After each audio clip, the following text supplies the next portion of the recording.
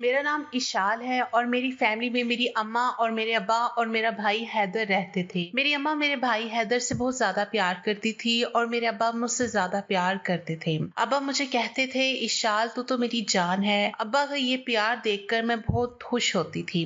मगर अब्बा जैसे मुझसे प्यार करते थे वैसे वो कभी हैदर भाई से प्यार नहीं करते थे। उन्होंने कभी हैदर भाई को गले से नहीं लगाया था और ना ही कभी प्यार से बात की थी। जब भी हैदर भाई अपने स्कूल में टॉप करते तो अम्मा उन्हें बहुत सारा प्यार करती, उनकी पसंद का खाना बनाती और अब्बा उन्हें मुबारक देना तो दूर की बात, उन्हें मुस्कुरा कर देखते तक नहीं थे। अब्बा की ये नफरत हैदर भाई को बहुत उदास कर देती थी। उस वक्त मैं बहुत छोटी थी मगर हैदर भाई को यूं उदास देखकर मैं भी दुखी हो जाती और उन्हें समझाया करती, कहती क्या हुआ अब्बा प्यार नहीं करते तो अम्मा तो आपसे बहुत प्यार करती है ना। मेरी ये बात सुनकर भाई कुछ सोचते और मुस्कुरा देते। फिर मैं भाई से कहती, अम्मा मुझे आपकी तरह प्यार क्यों नहीं करती भाई? तो वो मुझे चिढ़ाते और कहते, क्योंकि तुम अम्मा को मस्जिद की सीढ़ियों पर मिली थी इसलिए अम्मा मुझसे ज्यादा प्यार करती हैं। भाई की बात सुनकर मैं बहुत रोती और नाराज हो जाती। अब्बा को सारी बात कहती तो अब्बा उल्टा भाई पर गुस्सा होते और कहते, ऐसी बातें मेरी बेटी से मत किया करो वरना मुझसे बुरा कोई नहीं होगा। अब्बा का गुस्सा और नफरत देखकर अम्मा अब्बा से नाराज हो जाती और दोनों के खूब झगड़े होते। मैं और भाई अम्मा अब्बा को झगड़ते देखकर उदास हो जाते।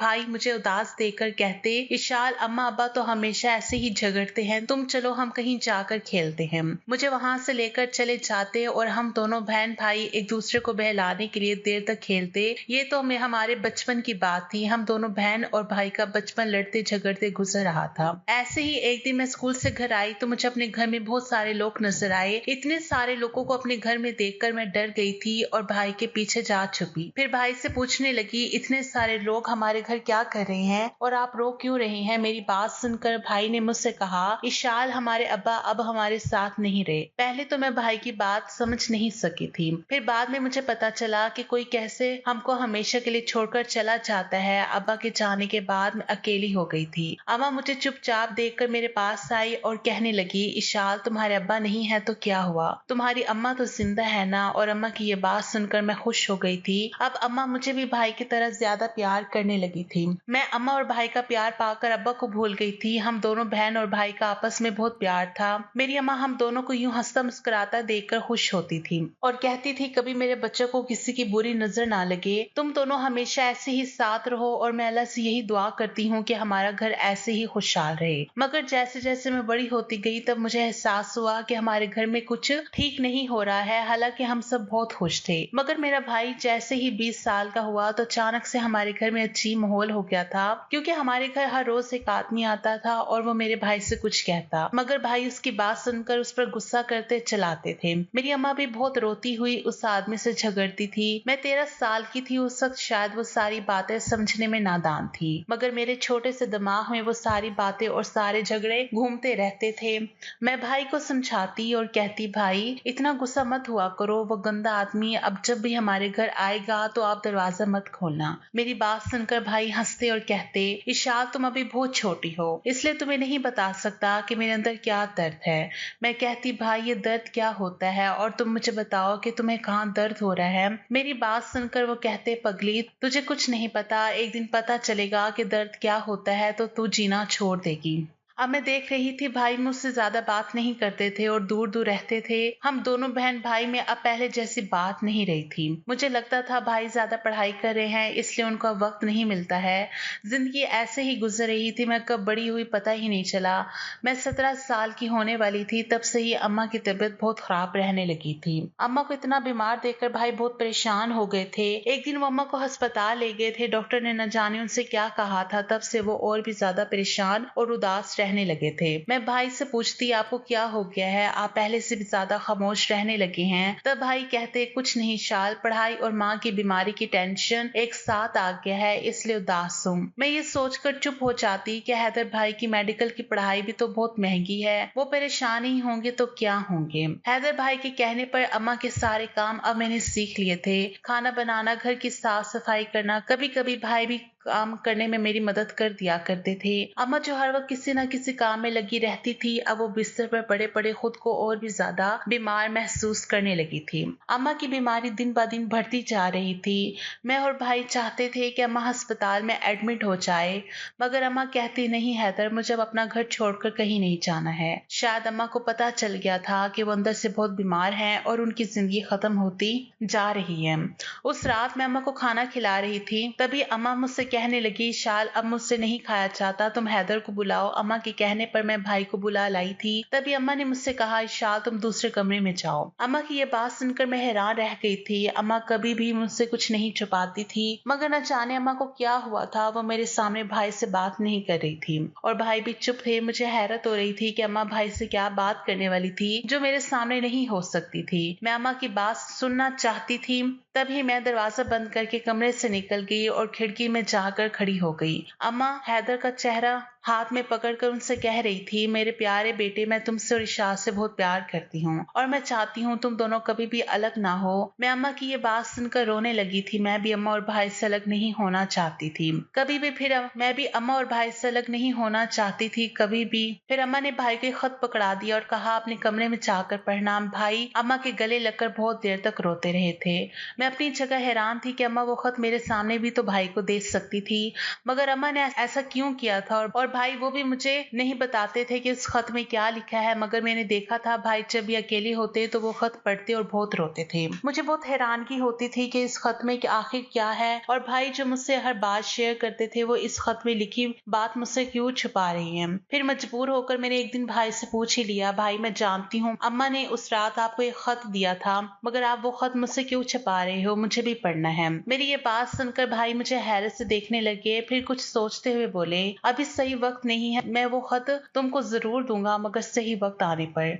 और हैदर भाई की ये बात सुनकर मैं खामोश हो गई थी। भाई अपनी जुबान के पक्के थे, उन्होंने जब कहा था वो सही वक्त आने पर खुद ही वो खत मुझे देंगे, तो मुझे अब उस सही वक्त का इंतजार करना था। एक दिन ऐसे ही मैं कॉलेज से घर आई तो अम्मा को बेहोश पड़ा देखा। मैं चिल्लाने लगी, मेरे चिल्लाने पर भाई भी वहीं चले आए। भाई ने जैसे ही अम्मा को देखा तो मुझे गले से लगाकर कहने लगे, इशाल अम्मा अब हमारे साथ नहीं रही, वो अल्लाह के पास चली गई हैं। मैं भाई की बात सुनकर अम्मा के मुरझाए हुए चेहरे को देखती रह गई। मुझे अम्मा के हमेशा छोड़ जाने का बहुत सदमा लगा था और मुझसे ज्यादा शायद भाई को लगा था। वो घर पर अब कम रहने लगे थे, मुझसे बात भी कम करते थे। अकेले बैठकर अम्मा का दिया वो खत पढ़ते रहते और बहुत रोते। मैं जब उन्हें समझाती तो वो मुझे भी डांट देते। मैं भाई के ऐसे बदल जाने पर उदास हो गई थी। मुझे नहीं पता था एक माँ के चले जाने से हमारा रिश्ता ऐसे खत्म हो जाएगा। भाई रात देर तक घर पर नहीं आते तो मैं बहुत डर जाती, क्योंकि हमारे इतने बड़े घर में अब हम दो ही लोग रहते थे और भाई भी मुझे अकेला छोड़कर चले जाते थे। एक दिन मैंने रोते हुए भाई से कहा था, मुझे अकेले छोड़कर मत जाया करो, मुझे बहुत डर लगता है। मेरी बात सुनकर उस रात को भाई बहुत जोर से गुस्से हुए थे, मुझ पर चिल्लाने लगे और कहने लगे, इशाल अब तुम छोटी नहीं रही हो, अकेले रहने की आदत डालो, मैं हर वक्त तुम्हारे साथ नहीं रह सकता। भाई के डांटने पर मेरा नाजुक सा दिल टूट गया। मैं भाई के बदले हुए रूप को देखकर ज्यादा टूट गई थी। मैंने रोते हुए भाई को देखा और कुछ भी कहे बिना वहां से चली गई। मैंने भी खुद को संभाल लिया था। अम्मा और भाई के बिना जीना सीख लिया था। भाई डॉक्टर बन चुके थे, मैं उनके डॉक्टर बनने पर बहुत खुश हुई थी, मगर उनको नहीं बताया था। एक दिन भाई मेरे पास आए और मुझसे कहने लगी, इशाल मुझे मुबारकबाद नहीं दोगी, मैं डॉक्टर बन गया हूँ। अम्मा की ख्वाहिश पूरी हो गई है, अब उनकी दूसरी ख्वाहिश पूरी करने का वक्त आ चुका है। मैं खुश होती हुई भाई से कहने लगी, भाई मैं बहुत खुश हूँ और आज अम्मा की रूह को भी सुकून मिला होगा। मेरी बात सुनकर भाई कुछ नहीं बोले और वहां से चले गए। फिर मैं सोचने लगी कि अम्मा की दूसरी ख्वाहिश कौन सी हो गई, मगर मेरे बहुत सोचने पर भी मुझे कुछ समझ नहीं आया था। जिंदगी के दिन ऐसे ही गुजर रहे थे। एक दिन भाई मेरे कमरे में आए और मेरे सर पर लाल दुपट्टा उड़ाकर बोले, आज तुम्हारी शादी है, अम्मा का वादा पूरा करने जा रहा हूँ। भाई की आंखें लाल हो रही थी, ऐसा लग रहा था जैसे वो आज रोए हो। मुझे लगा जैसे वो मेरी शादी का सुनकर रो रहे थे। मैं उनके गले से लग गई और बोली, भाई मैं जानती हूँ आप मेरे मेरे यहाँ से चले जाने की वजह से रो रही हैं, मगर आप मत रोइए। अम्मा की रूह को दुख पहुंचेगा और मैं भी सुकून से नहीं रह पाऊंगी। मैं अम्मा का वादा पूरा करने के लिए तैयार हूँ। आप जिससे कहेंगे मैं बिना कुछ कहे उससे शादी कर लूंगी। फिर मेरे भाई से ये नहीं पूछा कि मेरी शादी वो किससे करवा रही हैं। बारात शाम के वक्त आनी थी। भाई ने दूर के एक दो रिश्तेदारों को मेरी शादी पे बुलाया था। मुझे मोहल्ले की लड़की ने आकर तैयार कर दिया था। फिर वही लड़की मुझे बाहर शहर में ले गई थी। मेरे चेहरे पर घूंघट था, इसलिए मैंने अपने होने वाले शौहर को नहीं देखा था, मगर मुझे पता था कि भाई मेरे लिए किसी अच्छे लड़के को ही पसंद किए होंगे। निकाह के बाद एक दो रस्में हुई, मगर उस वक्त भी मैं अपने शौहर का चेहरा नहीं देख पाई थी और मेरा बहुत दिल था अपने शौहर को देखने का, मगर बहुत कोशिश के बाद भी मैं अपने शौहर का चेहरा नहीं देख पाई। उधर से रुखसत होकर मुझे अपने कमरे में ही लाया गया था। मुझे लग रहा था भाई मुझे रुखसत करने वाले हैं, मगर मैं हैरान हो गई जब मुझे भाई वाले कमरे में बिठा दिया। मुझे लग रहा था जैसे कोई मेरे साथ मजाक कर रहा हो। मैं अभी भाई के पास जा रही थी, तभी कमरे का दरवाजा खोलकर भाई अंदर आए थे। जैसे ही भाई कमरे में आए तो मैं उन्हें अपने सामने देखकर हैरान रह गई और कहने लगी, भाई मैं आपके पास ही आ रही थी। मेरी बात सुनकर भाई मुझसे रूखे अंदाज में पूछने लगे, क्यों, क्या हुआ, तुम क्यों मुझसे मिलना चाहती थी? तब मैंने उनसे कहा कि मेरा शौहर कहाँ है और मुझे आपके कमरे में क्यों लाए हैं। मेरी बात सुनकर भाई का सर झुक गया। वो शायद अपने आंसू पोंछना चाह रहे थे। मैं कहने लगी, भाई क्या हुआ, आप क्यों रो रहे हैं? क्या मैं इस घर से रुखसत होकर जा रही हूँ इसलिए आप उदास हैं और मुझसे नाराज हैं क्या? मेरी बात सुनकर वो मुझसे कहने लगे, इशाल मुझे नहीं पता है, जो कुछ मैं कहूंगा वो शायद तुम्हें झटका भी दे सकती है, मगर सच ये है कि ये सब कुछ जो हुआ है वो अम्मा की आखिरी ख्वाहिश थी। ये समझ लो आज तुमने जो किया वो अम्मा की रूह को सुकून पहुंचाने के लिए किया है। अम्मा का नाम सुनकर मैं दुखी हो गई। मुझे इतना तो पता था कि अम्मा को मेरी शादी की बहुत ख्वाहिश थी। अम्मा चाहती थी कि भाई की पढ़ाई के बाद मेरी शादी हो जाए और मैंने आज अपनी अम्मा की ख्वाहिश भी पूरी कर दी थी। शायद अम्मा की रूह को आज सुकून मिलने वाला था, मगर मुझे नहीं पता था कि भाई जो कुछ कहेंगे उसके बाद मेरे ऊपर क़यामत टूट जाएगी। मैं भाई के पास गई और कहने लगी, भाई आप जो कहना चाहते हैं कहिए, मैं सुन रही हूँ। मेरी बात सुनकर भाई मेरे दोनों हाथ पकड़ कर बोले, इशाद जो कुछ भी हुआ है वो सब कुछ अम्मा से किया वादा पूरा करने के लिए हुआ है। उसके बाद जो कुछ होगा वो तुम्हारी मर्जी से होगा। फिर भाई ने अपने हाथ में मौजूद एक पुराने से कागज को निकाला और मेरे हाथ में देते हुए कहने लगे, ये अम्मा का आखिरी खत है तुम्हारे लिए। इस खत को पढ़ने के बाद जो भी तुम्हारा फैसला होगा वो मुझे मंजूर होगा। इतना कहकर भाई वहां से चले गए और मैं अपने बिस्तर पर बैठकर वो पढ़ने लगी, मगर जब मैंने वो खत पढ़ा तो मेरी जान निकल गई। मुझे ऐसा लगा जैसे क़यामत आ गई हो। ये क्या हुआ था मेरे साथ और इस खत में क्या लिखा हुआ था? मैंने वो खत एक नहीं 4 बार पढ़ा था और मेरे 4 बार पढ़ने पर भी उस खत का एक भी लफ्ज नहीं बदला था। मैं अपनी जगह पर रोती रही थी। ये क्या हो गया था? ये क्या कर दिया था भाई ने? उन्होंने इतना बड़ा सच क्यों मुझसे छिपाया था? मैं रात भर रोती रही थी और मेरा आंसू पोंछने वाला भी कोई नहीं था। भाई जो गए थे वो रात भर नहीं लौटे थे। मैं घर में अकेली डरती थी, मगर उस रात मैं नहीं डरी थी। मुझे अपनी अम्मा और हैदर पर भरोसा करने की बहुत बड़ी सजा मिली थी। मैं पहले से बहुत ज्यादा बदल गई थी, गुमसुम सी रहने लगी थी और हर रोज वो खत पढ़ती थी जो अम्मा ने लिखा था। अम्मा ने खत में लिखा था, इशाल जब तुम ये खत पढ़ रही होगी तब मैं तुम्हारी जिंदगी से बहुत दूर जा चुकी होंगी। मुझे अपनी बीमारी से ज्यादा इस बात का अफसोस है कि मैं तुम्हें तुम्हारे अब्बा की तरह अपने प्यार का एहसास नहीं करवा पाई, मगर मैं तुमसे बहुत प्यार करती हूँ। क्यों ना करो, तुम मेरी अपनी औलाद हो और एक माँ अपनी सारी औलाद को एक जैसा प्यार देती है। हाँ, बस इसका एहसास उस वक्त कम होता है जब कोई दूसरा भी आपसे ऐसे ही प्यार करे। तुमको अपने अब्बा के प्यार के सामने शायद मेरा प्यार कम लगता होगा, मगर दुनिया की हर माँ अपनी औलाद से बराबर प्यार करती है। ये खत लिखते हुए मुझे बहुत तकलीफ हो रही है। ऐसा लग रहा है जैसे मेरे हाथ में पेन पकड़ने की भी हिम्मत नहीं है, मगर मुझे तुम्हें एक सच बताना बहुत जरूरी है, इसलिए मैं अपना दर्द भुलाकर यह खत तुम्हें लिख रही हूँ। इशाल मेरी प्यारी बेटी, जानती हो तुम मेरे बाद जिंदगी में बहुत अकेली हो जाओगी। इशाल ये खत लिखने का असली वजह यह है कि मुझे तुम्हें एक सच बताना है, एक सच जो तुम्हारी और हैदर की जिंदगी से जुड़ा हुआ है। इशाल, हैदर और तुम एक घर में एक साथ बड़े हुए हो। तुम हैदर को अपना बड़ा भाई मानती हो, मगर ये सच नहीं है। हैदर तुम्हारा भाई नहीं है। हैदर मेरी और तुम्हारे अब्बा की औलाद नहीं है। हैदर मेरे दूर के कजन अनवर का बेटा है। अनवर एक बहुत बड़ा बिजनेसमैन था। उसकी बीवी जो हैदर की माँ थी, हैदर के जन्म के वक्त ही मर चुकी थी और हैदर की जान को खतरा था, इसलिए अनवर ने हैदर को मेरे हवाले कर दिया था। अनवर जानता था मैं हैदर को बेटी की तरह रखूंगी और मैंने उसका ये भरोसा कभी नहीं टूटने दिया, मगर तुम्हारे अब्बा ने हैदर को कभी अपना बेटा नहीं माना। मैंने अपनी जिंदगी में बस यही चाहा कि तुम्हारे अब्बा हैदर को कभी अपना बेटा मान लें, मगर ऐसा नहीं हुआ और हैदर बचपन से ही जानता था कि तुम दोनों सगे भाई बहन नहीं हो। मेरी तुमसे और हैदर से यही दरख्वास्त है कि तुम दोनों एक दूसरे से शादी करके मेरे घर को हमेशा के लिए खुशियों से भर दो। मैं अपनी जिंदगी में ही तुम दोनों को एक होते देखना चाहती थी, मगर मेरी ये बीमारी मुझे ऐसा नहीं करने दे रही है। मैंने उस रात भी हैदर से वादा लिया था कि वो मेरी ये आखिरी ख्वाहिश जरूर पूरी करेगा। अब विशाल, तुम्हारी बारी है। ये सब करके तुम अपनी अम्मा की रूह को सुकून पहुंचाओगी। अपने और हैदर की जिंदगी का ये सच जानकर मुझे बहुत दुख हुआ था। मुझे हैदर से इस बात पर ज्यादा गुस्सा था कि उसने मुझे कभी ये नहीं बताया कि वो मेरा सगा भाई नहीं है, और ना ही शादी के वक्त मुझे बताया कि वही मेरा होने वाला शौहर है। हाँ, उस रात मेरी हैदर से ही शादी हुई थी और मैं हैदर को कभी माफ नहीं करने वाली थी। मैंने सोच लिया था कि मैं हैदर को कभी अपने शौहर के रूप में कबूल नहीं करूंगी। मैं हैदर से बात तक नहीं करती थी तो वो भी मुझसे दूर दूर रहता था। हम दोनों मियाँ बीवी होने के बावजूद एक दूसरे से बहुत दूर थे।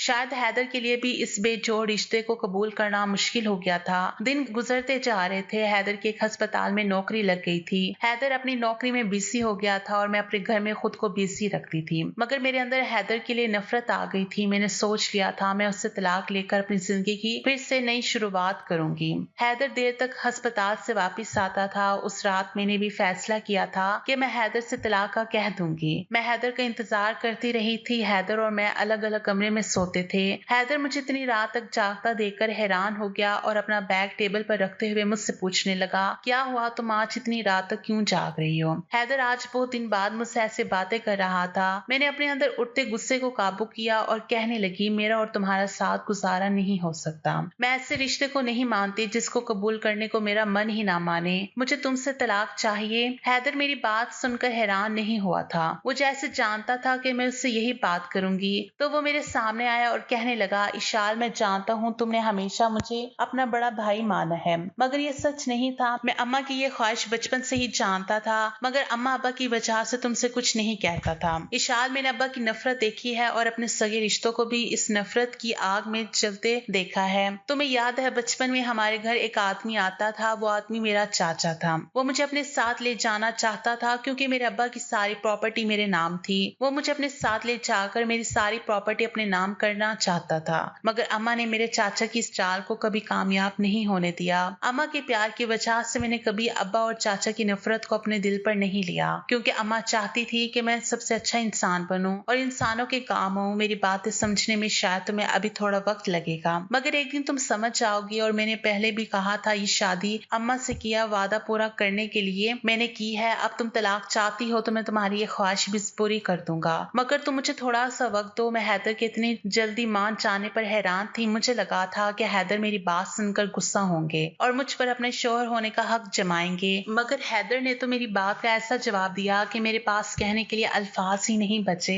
मैं जिस गुस्से में आई थी वैसी ही खामोशी से वहां से चली गई। हैदर और मेरी शादी को 3 महीने गुजर चुके थे। मैंने उस रात के बाद हैदर से तलाक की बात नहीं की थी, मगर मुझे पता था कि हैदर ने जो कहा है वो अपना वादा पूरा करके ही रहेंगे, इसलिए मैं भी खामोश हो चुकी थी। उस रात तूफानी बारिश हो रही थी। बिजली और बारिश के शोर से मेरे घर में अजीब सी आवाजें आ रही थी। मुझे अपने कमरे में बहुत डर लग रहा था। ऐसा लग रहा था जैसे कोई मुझे देख रहा हो। मैं डरती थड़थड़ाती हुई हैदर के कमरे में चली आई। मुझे अपने कमरे में देखकर वो हैरान हुआ और मुझसे पूछा, क्या हुआ इशाल, तुम रात को क्यों आई हो? तुम इतनी रात को यहाँ क्यों आई हो? मैंने उसकी बात को नजरअंदाज कर दिया और उसके बिस्तर पर जाकर सो गई। हैदर कुछ देर तक मुझे देखता रहा, फिर वो भी बिस्तर की दूसरी तरफ आकर सो गए। थोड़ी देर बाद मैंने हैदर से कहा, हैदर, अम्मा और अब्बा हमें छोड़कर क्यों चले गए हैं? मैं रो रही थी और हैदर मुझे रोते देख नहीं सके, तब वो मेरे करीब आए और समझाते हुए बोले, इशाल, अल्लाह ने अम्मा अब्बा की जिंदगी इतनी ही लिखी थी, मगर इशाल, तुम कभी ये मत समझना कि तुम अकेली हो। मैं हमेशा तुम्हारे साथ रहूंगा। मैं बहुत देर तक रोती रही और हैदर मुझे समझाते रहे।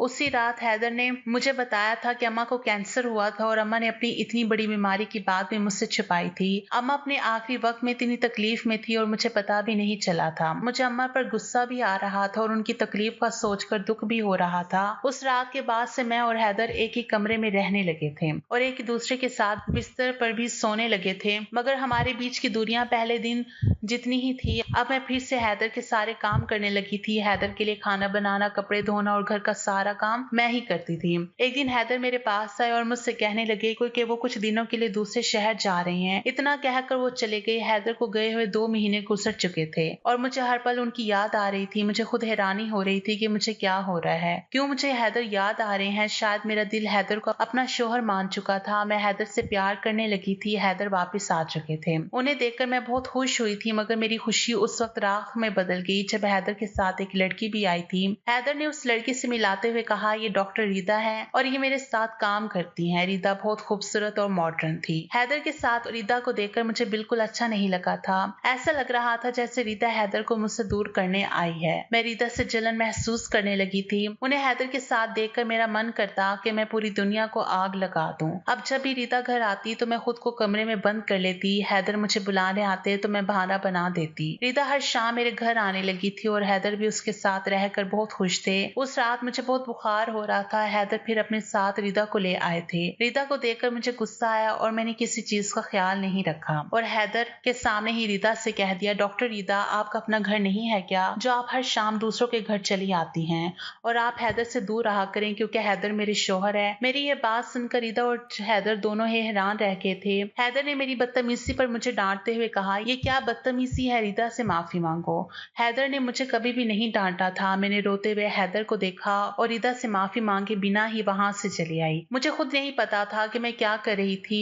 रीदा के जाने के बाद हैदर कमरे में बहुत देर से आए थे। हैदर के हाथ में एक कागज था। वो कागज देखकर मुझे झटका लगा। मैं अपने आंसू पोंछकर हैदर के पास आई। हैदर के चेहरे को देखकर लग रहा था कि वो बहुत गुस्से में है और अपना गुस्सा मुझ पर निकालने आए हैं। मैं हैदर को ऐसे देखकर डर गई थी। मुझे लग रहा था कि हैदर आज मुझे अपनी जिंदगी से हमेशा के लिए निकाल देंगे, मुझे तलाक दे देंगे। मेरा दिल अंदर से कांप रहा था। मुझे बहुत रोना आ रहा था। हैदर ने अपने हाथ में मौजूद वो कागज का टुकड़ा मेरी तरफ बढ़ा दिया। मुझ पर उस वक्त क़यामत टूट रही थी, ये सिर्फ मुझे ही पता थी। सर्द लहजे में हैदर ने मुझसे कहा, इशाल, इस पेपर पर साइन कर दो। हैदर की ये बात सुनकर मैं अपने आंसू पोंछते हुए हैदर के गले लग गई। हैदर अपनी जगह पर हैरान थे। मैंने हैदर से रोते हुए कहा, क्या हुआ? अम्मा के उस वादे का, मेरी इस बात को लेकर बैठ गए जो मैंने नादानी में की थी। हैदर ने अपने दोनों हाथों मेरे इर्द गिर्द लपेट कर मुझसे कहा, क्या तुम मुझे बता सकती हो कि मैंने ऐसा क्या किया है? तब मैंने कहा, उस रात मैंने ऐसे ही तलाक की बात की थी क्योंकि मुझे आप और अम्मा पर बहुत ज्यादा गुस्सा था, मगर अब मुझे आपसे दूर नहीं जाना है और ना ही ये घर छोड़कर कहीं जाना है। आप चाहें तो रीदा से दूसरी शादी कर सकते हैं, मगर मैं आपकी जिंदगी से कहीं नहीं जाऊंगी। मुझे तलाक नहीं चाहिए। सुनकर हैदर ने मुझे खुद से अलग किया और कहने लगे थे, तुमसे किसने कहा कि मैं तुम्हारे कहने पर तुम्हें तलाक दे दूंगा? 1000 बार भी तलाक मांगती तो मैं तुम्हें नहीं देता, क्योंकि मैं तुमसे बहुत प्यार करता हूँ। आपसे नहीं, बचपन से। अम्मा ने मुझे बचपन से हमारे रिश्ते की सच्चाई बता दी थी और ये पेपर्स तलाक के नहीं है, इस घर के हैं। ये घर मैं तुम्हारे नाम करना चाहता हूँ और मैंने हमेशा तुम्हें अपनी दोस्त माना है। मैं हैदर की बात सुनकर खुश होने के बजाय उल्टा नाराज हो गई और कहने लगी, मगर आपको और रीदा का क्या ताल्लुक है? वो क्यों हमारे घर आती है? मेरी ये बात सुनकर हैदर बहुत देर तक हंसते रहे। उनकी ये हंसी मुझे बहुत बुरी लग रही थी। मुझे गुस्से में देखकर हैदर ने कहा, गुस्सा मत करो मेरी प्यारी बीवी, रीदा तुम्हारी सौतन नहीं है। रीदा पहले से ही शादीशुदा है और वो बस काम के लिए हमारे घर आती थी और उसे घर लाने की एक वजह ये भी थी कि मैं तुम्हें जलन महसूस करवा सकूं। तो हैदर की ये बात सुनकर मैं उनसे और नाराज हो गई। हैदर मुझे ऐसे मना रहे थे जैसे कोई रूठे बच्चे को मनाता है। हैदर की सारी बातें सुनकर मेरे अंदर सुकून उतर आया था। हैदर तो बचपन से मेरे थे। जिंदगी के 4 साल गुजर चुके थे। मेरा और हैदर का घर बहुत खुशहाल था। हमारा एक बेटा था जिसने हमारी जिंदगी को और खूबसूरत बना दिया था।